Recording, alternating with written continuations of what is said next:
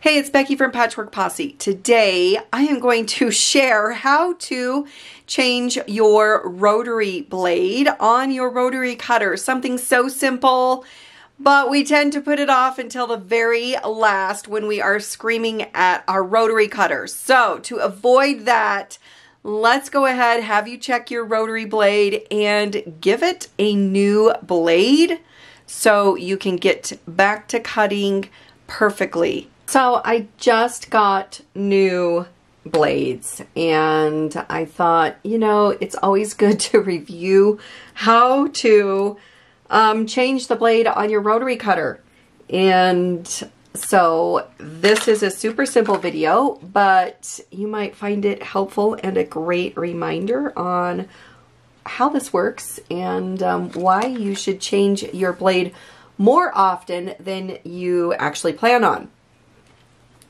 So for the last little bit, I have seriously had issues with the blade in my rotary cutter. It is not cutting everything and it's driving me crazy. And so it's time. I shouldn't have waited this long, but it is time to get a new blade in here. So the first thing, of course, is to remove your package.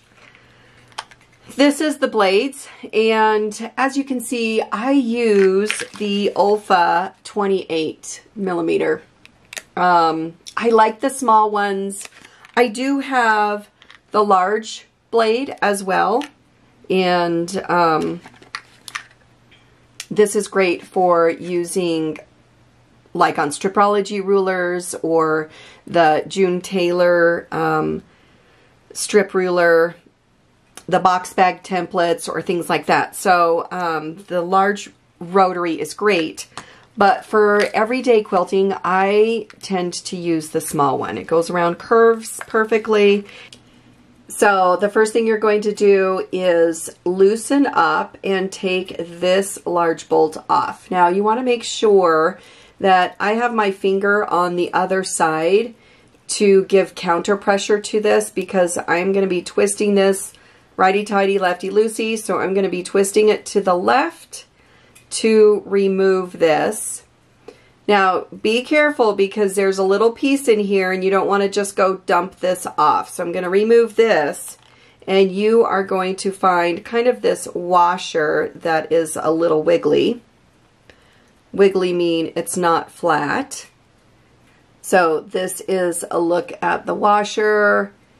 It's not flat. It does have a little bump to it.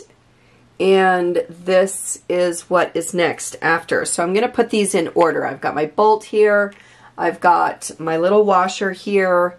And those two go on this side. So what I'm going to do is remove the bolt on the other side.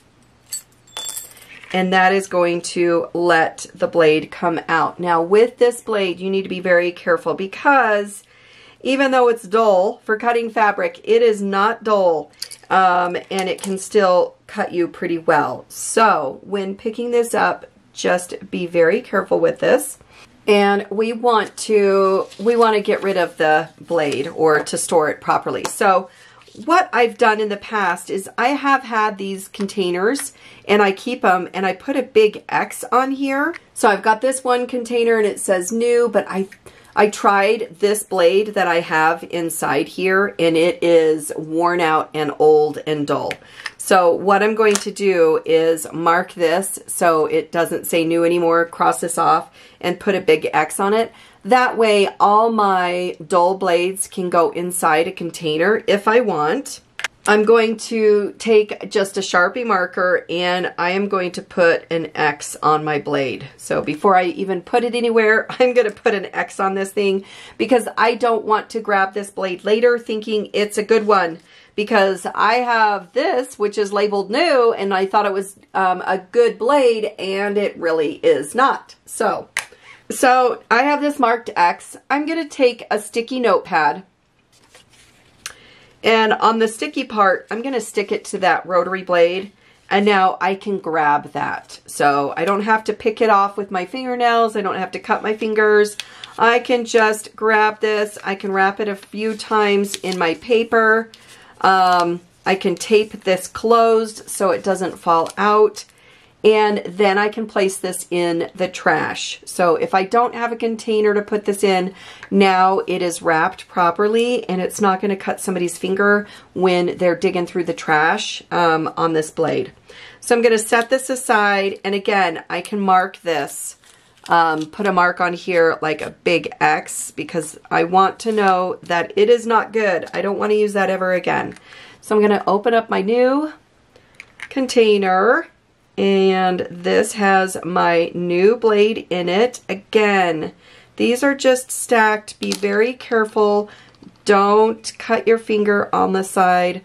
I'm going to just rub my fingers to separate the one blade from the others. I'm going to place the blade back in. I'm going to close that, and I am going to place my blade down on top my rotary cutter.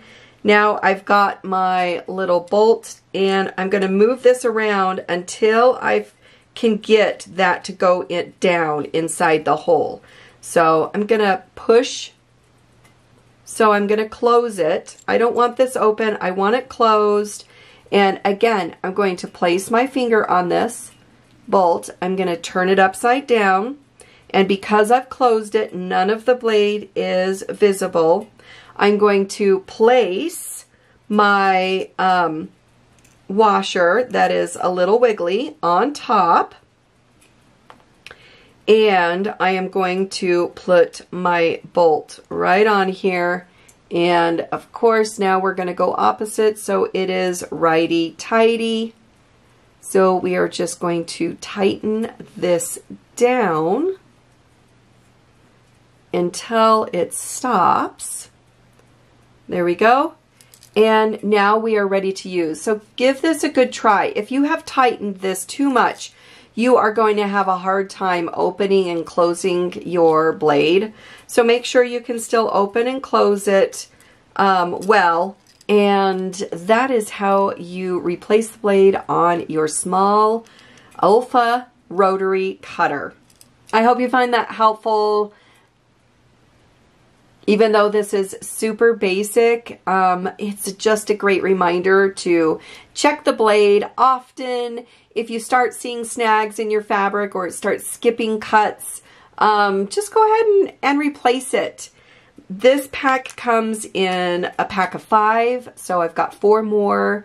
So they do last a long time, but as quilters, we tend to not replace them and just kind of frustrate ourselves.